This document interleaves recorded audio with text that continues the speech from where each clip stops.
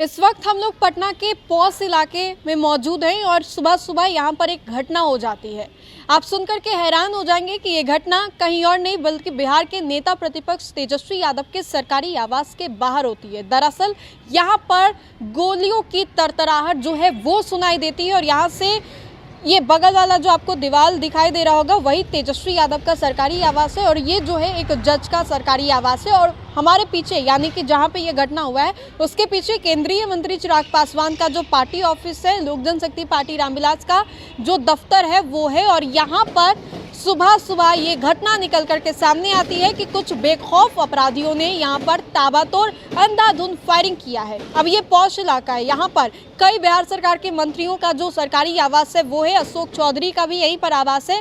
तेजस्वी यादव के आगे इस रोड से अगर जाए तो इधर से आगे अशोक चौधरी का है, उसके सामने जयंत राज का है और भी कई बिहार सरकार के जो दिग्गज मंत्री हैं उनका जो सरकारी आवास है यहीं आवंटित किया गया। वैसे में तेजस्वी यादव ने कुछ देर पहले ही पोस्ट किया था, तब जाकर के ये जो मामला है थोड़ा और हाईलाइट हुआ। और अब हम आपको वो स्पॉट दिखाते हैं, चूँकि एफएसएल की जो टीम है वो आई थी और एफएसएल की टीम ने कई जगहों पर मार्क किया है।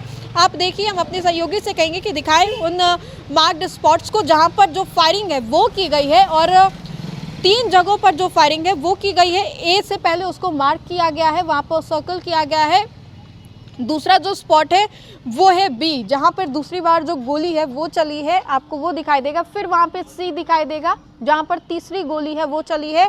वाइट से उसको मार्क तो किया गया ही है, लेकिन जहाँ पर गोली जाकर के लगी है वो भी मार्क किया गया। और फिर यहाँ पे आपको डी दिखाई देगा, यानी कि कुल 4 ऐसे स्पॉट्स जो हैं वो बनाए गए हैं। और ये जो दीवार है ये एक जज यानी कि न्यायाधीश का जो आवास आवंटित किया जाता है वो उनका ये दीवार है। और इधर से आप जाएं तो बिहार के नेता प्रतिपक्ष तेजस्वी यादव का सरकारी आवास है। वैसे में देखिए कि गोलियों की तरतराहट से ये जो मोहल्ला है वो गूंज उठता है। और ये अब बातें निकल करके सामने आ रही है कि दरअसल राहुल नाम का एक युवक था जिसको कुछ अज्ञात लोग जो है बाइक पर सवार होकर के आते हैं और राहुल पर अचानक से गोली जो है वो चला देते हैं। हालांकि राहुल जो है वो बाल बाल बच जाता है, लेकिन गोलियों की तरतराहट सुनते ही जो यहाँ के लोग हैं, ग्रामीण लोग हैं, वो यहाँ पर मौके पर पहुंचते हैं और फिर जो अपराधी होते हैं, बेखौफ अपराधी होते हैं, वो यहाँ से भाग जाते हैं। लेकिन ये जो घटना है वो निकल करके सामने आई, जिसके बाद से जो लोग हैं वो डरे हुए, सहमे हुए हैं। और ये पौष इलाका है, आप यकीन मानिए, यहाँ पर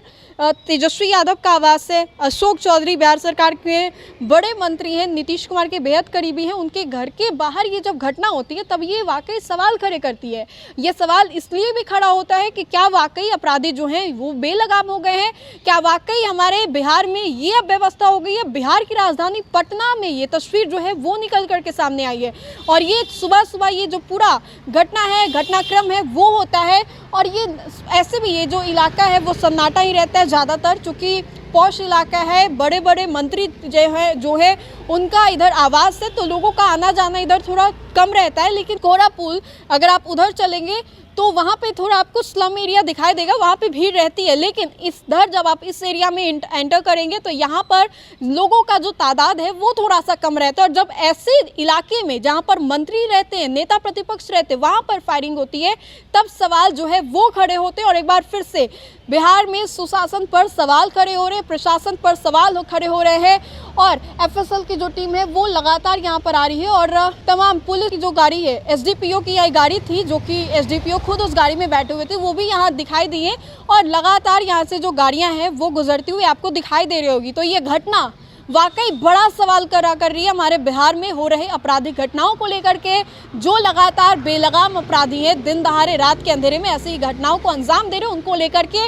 और ये भी बड़ा सवाल है कि क्या वाकई नीतीश कुमार अब बिहार को संभालने लायक नहीं है? कैसे अपराधी जो हैं इतने बेखौफ हो गए? बहरहाल इस पूरी वीडियो को लेकर के आप अपनी प्रतिक्रिया जरूर बताएं। तो फिलहाल के लिए इस खबर में इतना ही। सहयोगी मंटू के साथ राजनंदिनी, देशवा न्यूज़ पटना।